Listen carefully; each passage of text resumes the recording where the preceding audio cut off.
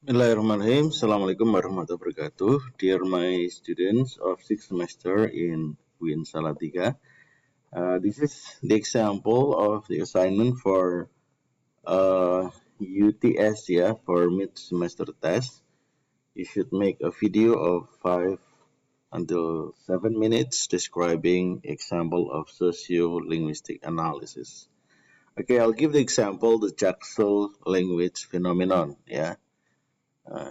The language phenomenon of Jakarta Selatan. The point is it belongs to sociolect or dialect, and then understanding bahasa anak Jaksel, and then sociolinguistic perspective.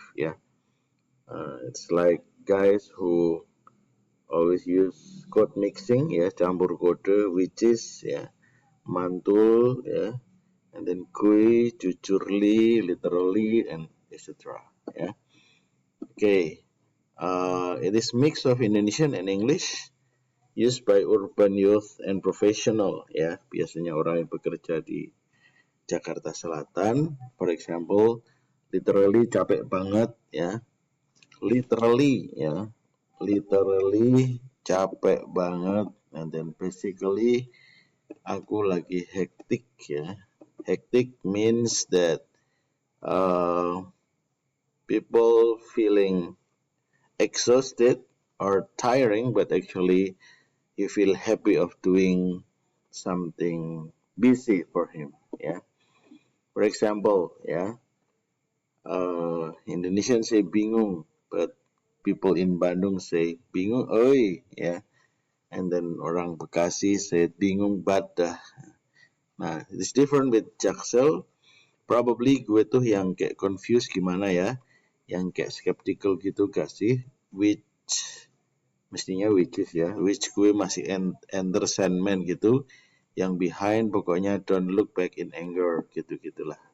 It is enter Sandman, song of Metallica, and look back in anger by Oasis. It's old song actually.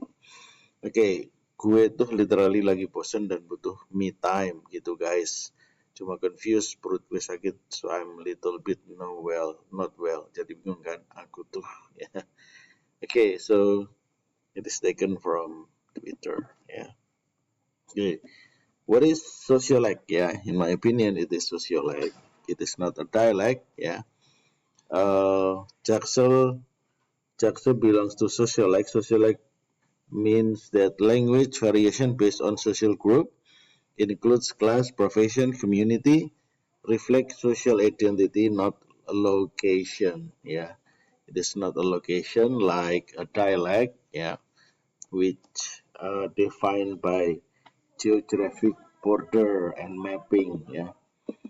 Okay, and why Jaksel is sociolect? It is not limited to South Jakarta. People anywhere can apply this one, can use this as a casual language. Use in BSD, BSD, SGBD, and other urban areas. Okay, and act as identity marker and influenced by global culture. Usually, the mix of English code mixing, campur kode in the use of bahasa Indonesia. Okay, why it is not a dialect? Since dialect region based and inherited, turun temurun itu. It's like Betawi dialect, or Madura dialect, Jaksel language is flexible. People can switch in and out, and then sociolect, it means social. Dialect means regional. So it should be crystal clear the difference between sociolect and dialect. Okay. The key feature of sociolect Jaksel is code mixing and code switching. Code mixing in bahasa it is called campur kode, and then code switching means alih kode, If in code switching, it should be changed from one language to the other, from English to Arabic to uh, Tagalog language, Russian, or Chinese, blah blah blah. But code mixing means that, for example, people speak in bahasa Indonesia, and then there is one word, one phrase, one clause in English, and combines Indonesian and English, efficiency in expression, and then it is actually prestige and social signaling. Yeah. For example, if in Indonesia there is a restaurant who mentioned ginger ale, yeah, ginger ale. When I was in Pekalongan, I was a narasumber as a speaker of journal analysis. The ginger ale is 35,000 rupiah, yeah. But actually, if it is mentioned wedang jahe in Angkringan, yeah, it is only 5,000 rupiah or 10,000 rupiah. So the use of English will increase the price. Yeah, it is a prestige for people who can speak in English in Indonesia. Yeah.